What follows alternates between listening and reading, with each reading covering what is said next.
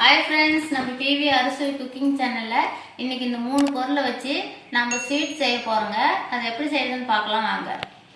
இப்போ இந்த ஸ்வீட் செய்யறதுக்குங்க நான் ஒரு 100 கிராம் அளவுக்கு பொட்டுக்கடலை எடுத்து வச்சிருக்கேன். இந்த பொட்டுக்கடலை மிக்ஸி ஜார்ல சேர்த்து நல்லா பவுடரா அரைச்சி எடுத்துக்கலாங்க. இப்போ பொட்டுக்கடலை நல்லா நைஸா அரைச்சி எடுத்துட்டு வந்தாச்சு. இந்த அளவுக்கு நைஸா இருக்கணுங்க. இந்த ஸ்வீட் செய்யறதுக்குங்க நான் குண்டு வெல்லம் எடுத்து வச்சிருக்கேன். இப்போ வெல்லத்தை நல்லா இந்த மாதிரி சுரண்டி எடுத்துக்கலாங்க.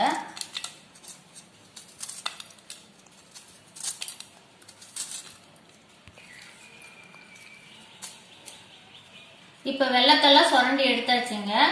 வெல்லம் பாருங்க ஒரு 100 கிராம் அளவுக்கு நான் எடுத்துருக்கிறேன். நீங்க இனிப்புக்கு தேவையான அளவு எடுத்துக்காங்க. இப்போ செம்பருத்தி பூ ஒரு 4 பூ எடுத்து வச்சிருக்கிறாங்க. நம்ம செம்பருத்தி பூவை சுத்தம் பண்ணிக்கலாம். இந்த மாதிரி உள்ள இருக்கிற காம்பை கிள்ளிக்கலாங்க. வெளியே இருக்கிற காம்பையும் கிள்ளிட்டு நல்லா கழுவி எடுத்துக்கலாம்.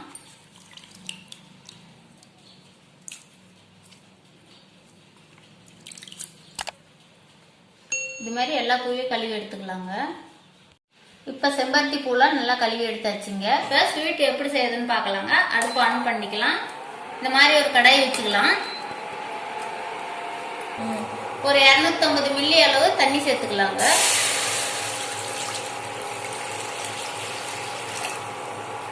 தண்ணி நல்லா சூடேறுத்துங்க. இப்போ தண்ணி நல்லா சூடேறிச்சுங்க. நம்ம செம்பருத்தி பூவை சேர்த்துக்கலாம்.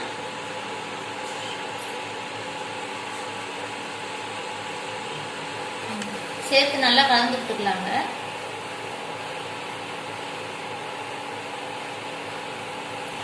இப்ப நல்லா செம்பருத்தி பூலாம் வெந்துருச்சுங்க. இதோட தண்ணியோட கலரே பாருங்க நல்லா ஓரளவுக்கு மாறிடுச்சு. நாம இப்ப செம்பருத்தி பூவை வடிகட்டி எடுத்துடலாம். இப்ப செம்பருத்தி பூலாம் வடிகட்டி வச்சுங்க. இப்ப இந்த தண்ணியில நம்ம வெல்லத்தை சேர்த்துக்கலாம்.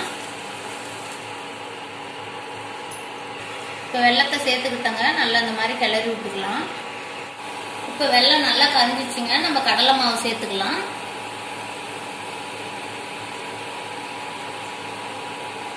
இந்த மாதிரி கொஞ்சம் கொஞ்சமா கொட்டி கிளறி விட்டுட்டே இருக்கலாங்க.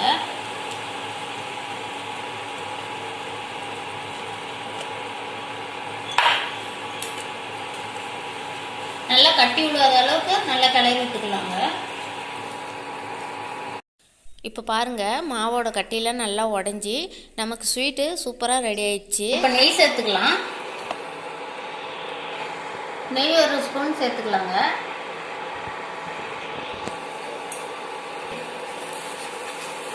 நெய் சேர்த்து நல்லா அடி பிடிக்காத அளவுக்கு கிளறி விட்டுக்கலாங்க.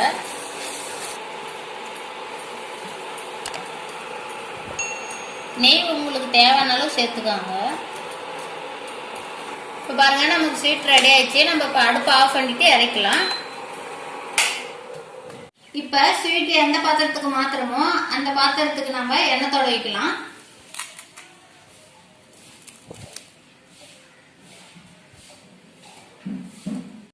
இப்போ இது ஒரு பாத்திரத்துல மாத்திக்கிட்டுங்க. நல்லா ஒரு 10 நிமிஷம் ஆறட்டும்.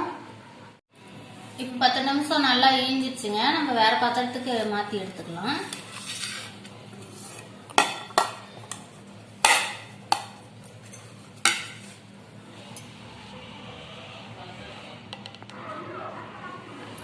இப்போ பாருங்க நான் கட் பண்ணி காட்டுறேன்.